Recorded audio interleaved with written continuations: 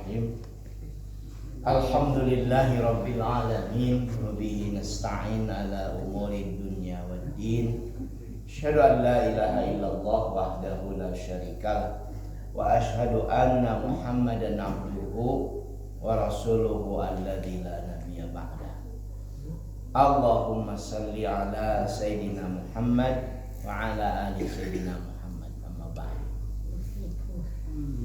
Alhamdulillah jamaah subuh yang Allah muliakan. Alhamdulillah kita bersyukur pada Allah Subhanahu wa taala. Allah berkenan mempertemukan kita kembali dalam aktivitas yang luar biasa, ibadah salat subuh berjamaah. Mudah-mudahan ini bisa kita lakukan sampai akhir hayat kita. Dan kalau tidak ada halangan, apa mungkin salah ya? Ini Sabtu akhir di bulan Ramadan, bulan Sya'ban. Itu masih ada Sabtu lagi? Ada Sabtu lagi. Kalau Sabtu lagi berarti kita dua. Mudah-mudahan dua Sabtu ini bisa kita ngaji, kita isi dengan persiapan Ramadan. Ngaji kita ini tentang tarhib Ramadan, menyambut Ramadan, dan tema kita mereka yang rugi di Ramadan. Sebetulnya ini tafsir ringkas, tapi karena saya ingin selesai dalam waktu yang ringkas, jadi mungkin loncat-loncat beberapa materinya. Jamaah sekalian yang Allah muliakan, Ramadan yang luar biasa itu memberikan keuntungan yang demikian masif global kepada semua.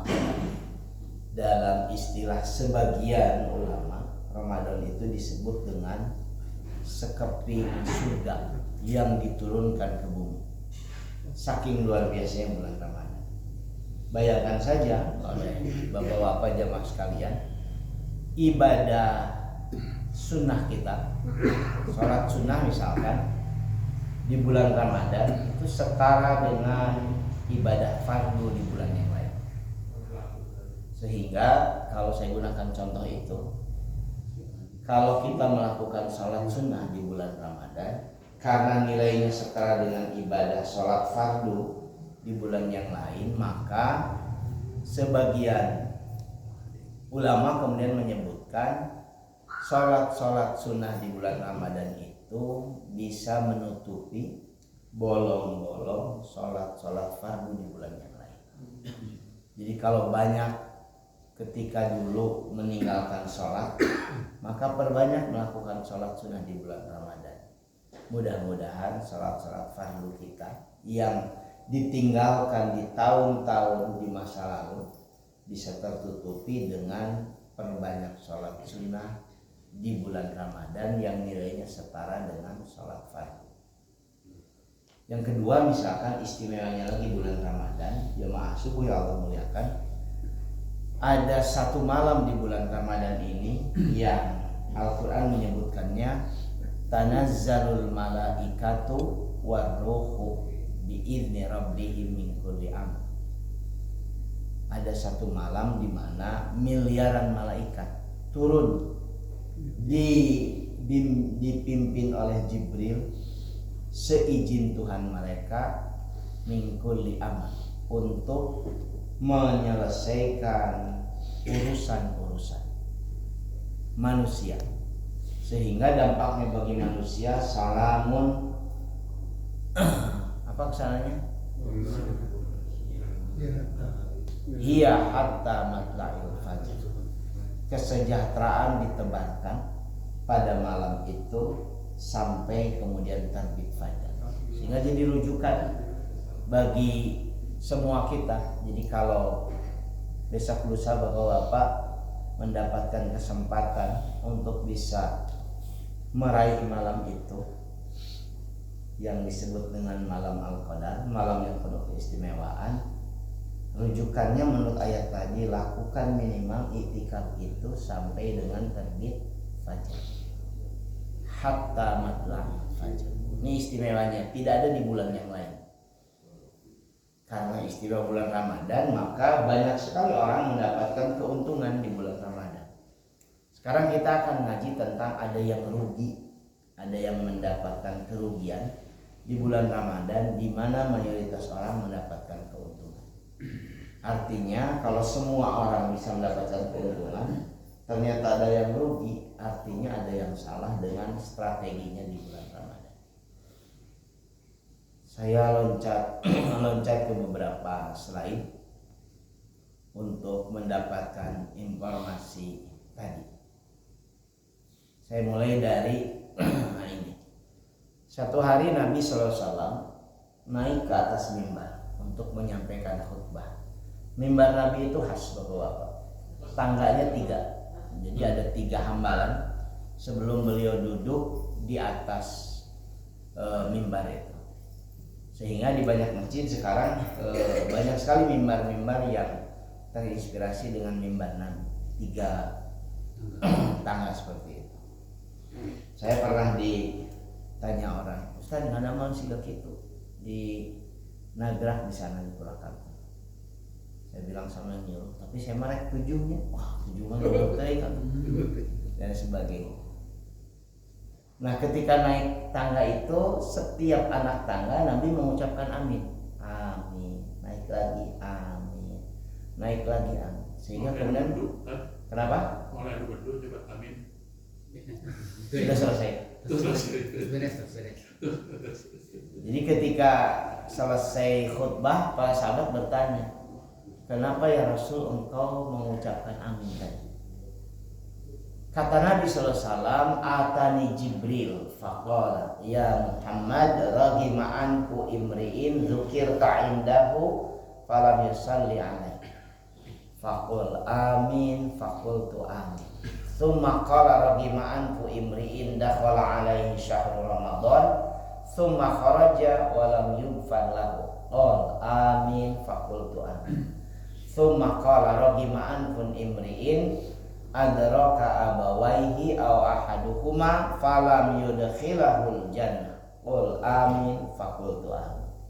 Hadis ini sering disampaikan orang, terutama di bulan Ramadan. Sekarang saya sampaikan sebelum Ramadan.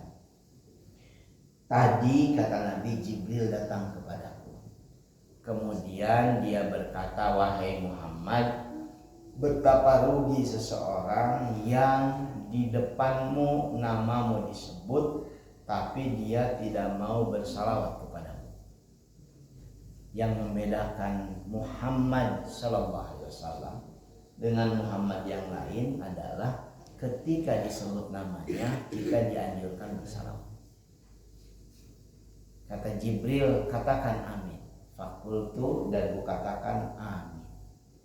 Kemudian Jibril melanjutkan, betapa rugi seseorang yang masuk ke bulan suci Ramadan, kemudian dia selesai di bulan Ramadan itu, keluar dari bulan Ramadan itu tanpa mendapatkan ampunan Allah sama sekali. Kata Jibril, ucapkan amin. Kata Nabi, amin. Yang ketiga, betapa rugi seseorang yang memiliki orang tua atau satu di antara keduanya, falam yudkhilahul jannah, tapi ketika dia nanti meninggal dunia tidak masuk surga. Kata Jibril, ucapkan amin. Kata Nabi, aku ucapkan amin. Saya ingin memulai dari sini untuk ngaji kita. Jamaah subuh yang dimuliakan. Besok sekali lagi kita bertemu dengan bulan yang sangat istimewa. Jaminannya menurut hadis ini, semua orang yang bertemu dengan bulan Ramadan ini akan mendapatkan ampunan dari semua dosanya yang telah lalu. Sehingga terkenal hadisnya, man shoma ramadhana imanan wa ihtisaban ghufira lahu ma taqaddama min dhanbi. Siapapun yang berpuasa di bulan Ramadan, Allah akan menghapuskan semua dosanya yang telah lalu. Dan betapa ruginya seseorang yang bertemu dengan bulan Ramadan selama full 1 bulan, bisa 29 hari, bisa 30 hari, tapi ketika keluar Ramadan nggak dapat ampunan sama sekali. Jadi inilah yang menjadi concern kita.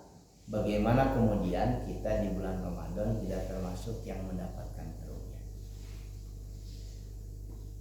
Jemaah subuh yang Allah muliakan, dalam satu riwayat Nabi sallallahu alaihi wasallam disampaikan Abu Hurairah pernah bersabda, kullu amal ibni Adam yudha'aful hasanatu asyru amsalihha ila sab'i mi'ati di'fin.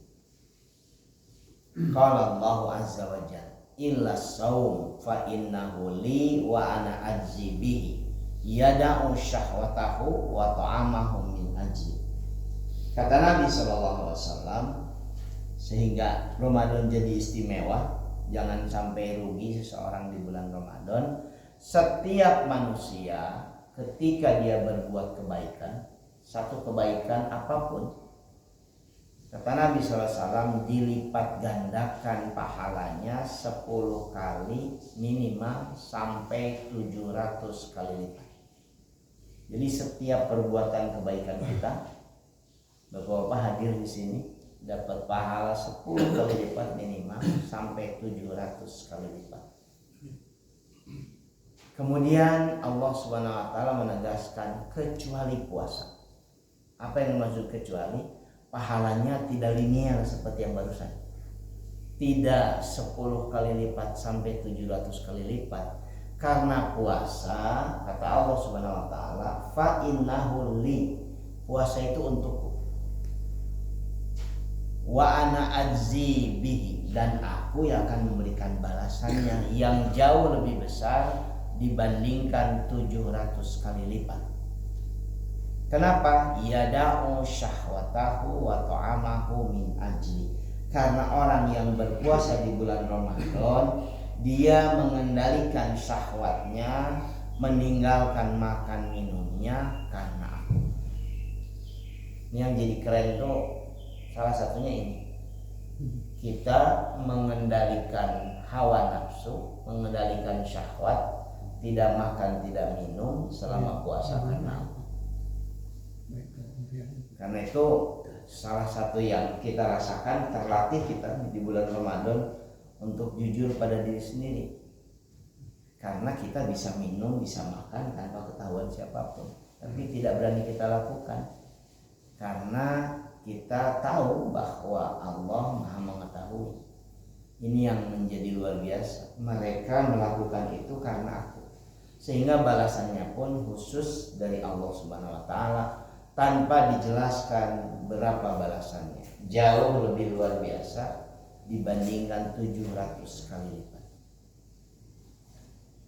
Dalam penjelasan yang lain, orang-orang yang rugi di Ramadan itu diantaranya adalah man aftara yauman min Ramadan min ghairi udrin wala maradin lam yadihi siyamu dahri wa insoma.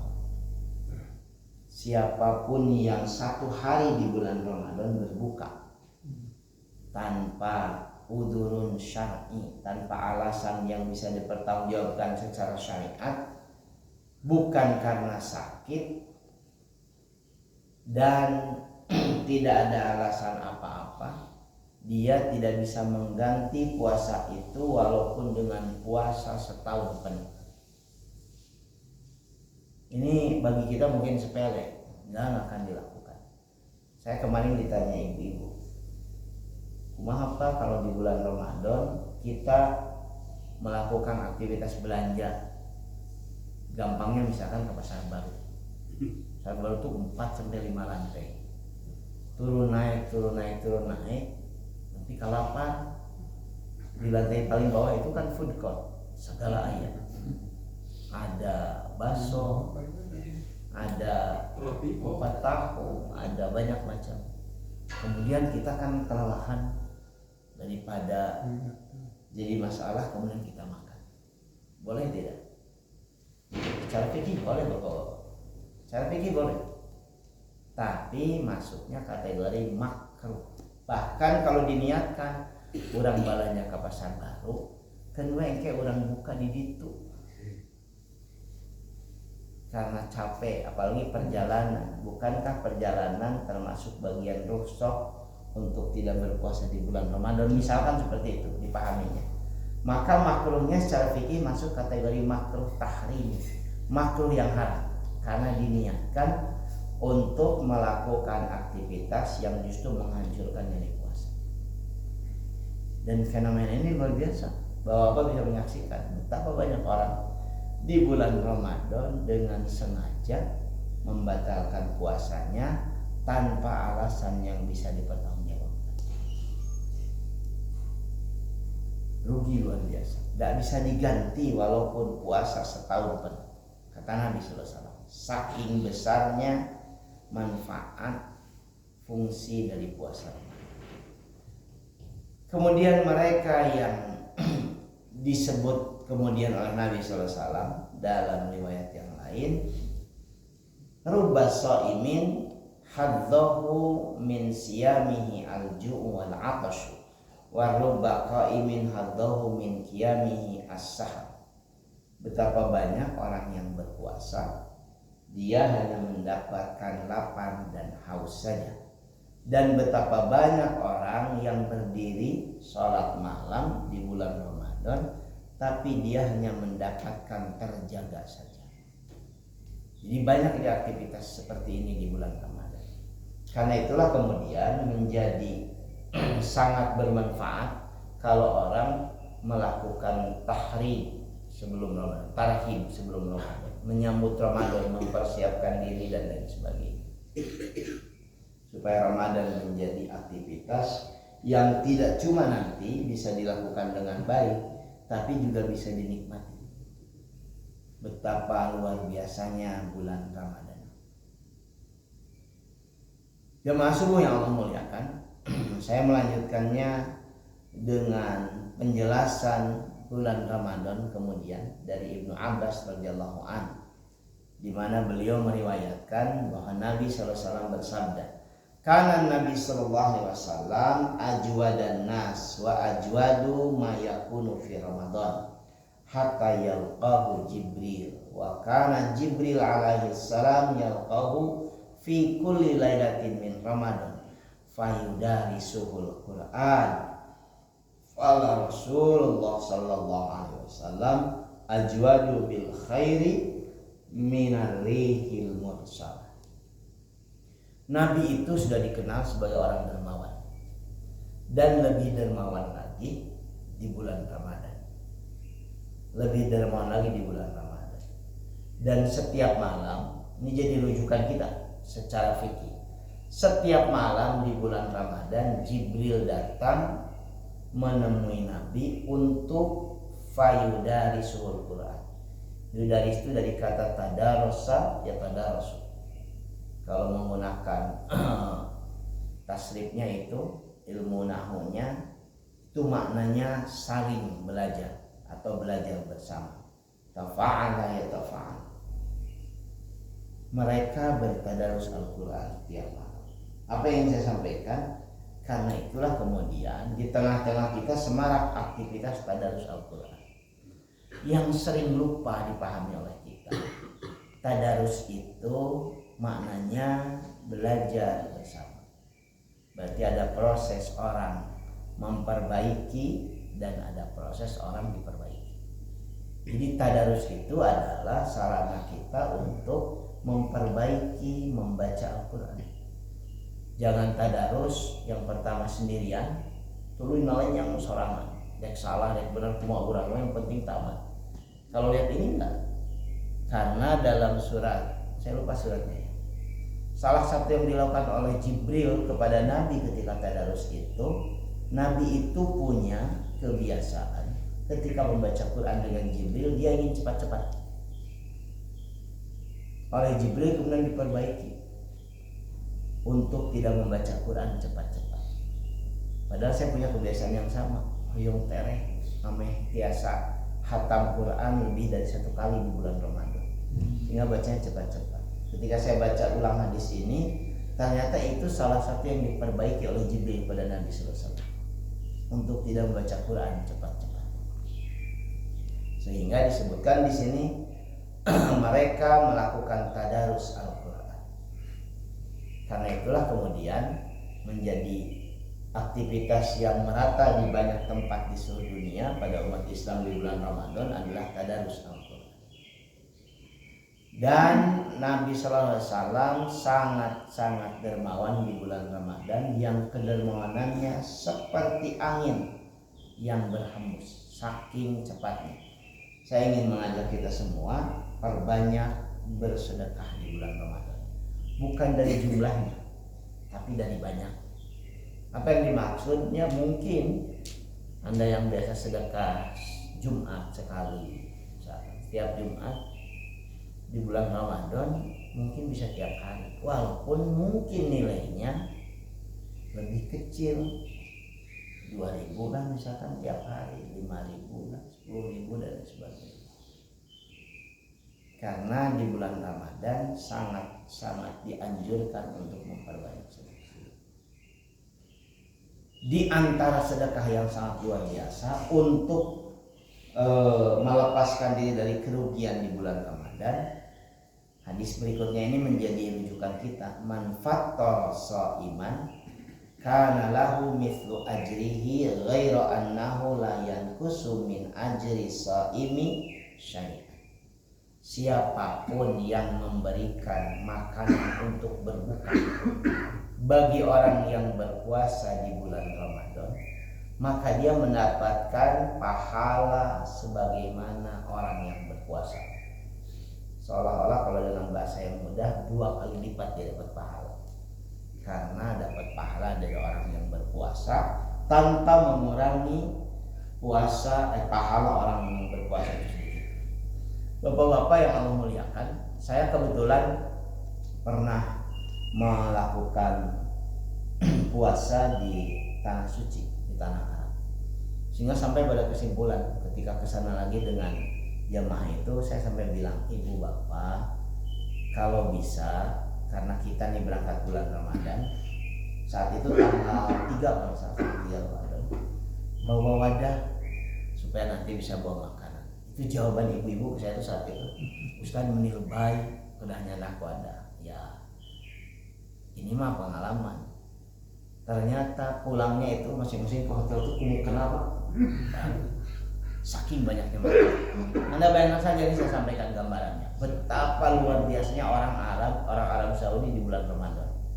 Gubernur Makkah menyediakan makanan berat 1 kontainer, disimpan di depan Masjidil Haram. Dibentuk panitia. Wali kota Makkah menyediakan 1 kontainer makanan.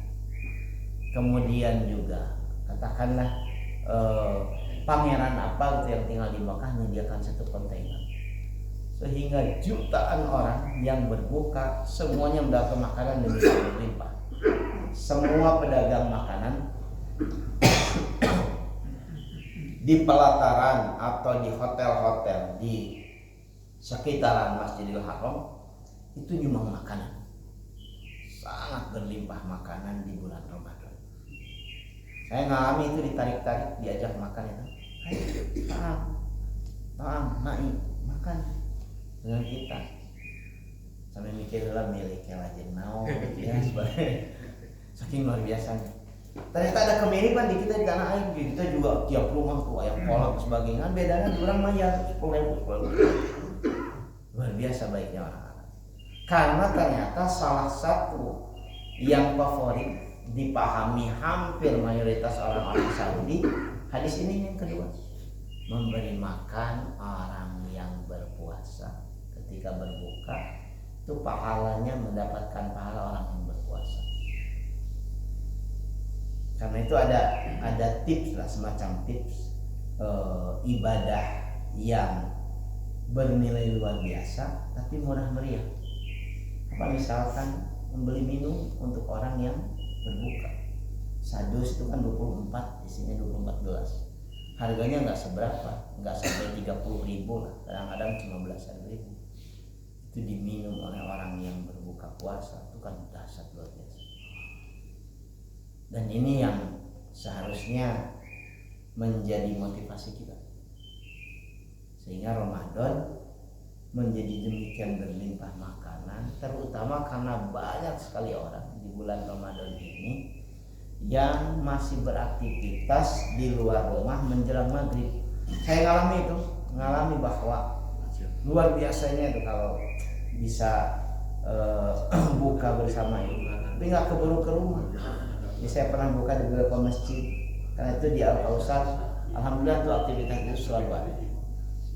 Besok bapak-bapak ikut meramaikannya. Karena tadi membuat aktivitas yang demikian berkah dan luar biasa.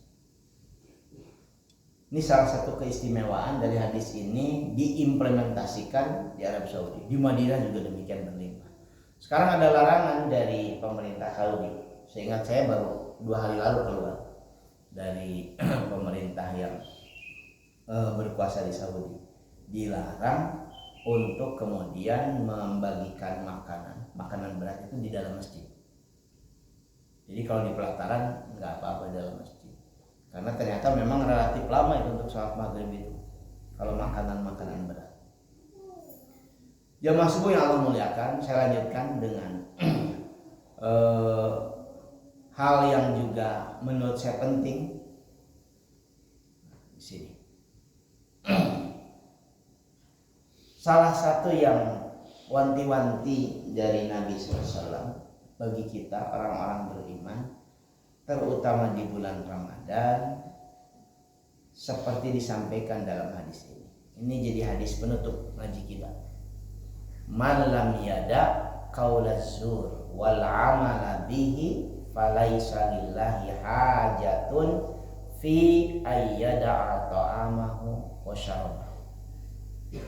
Kata Nabi SAW, siapapun yang sedang berpuasa di bulan Ramadan tapi tidak meninggalkan berkata-kata buruk dan kemudian melakukan aktivitas yang buruk, maka Allah sama sekali tidak membutuhkan laparnya puasa dia dengan meninggalkan makan dan minum.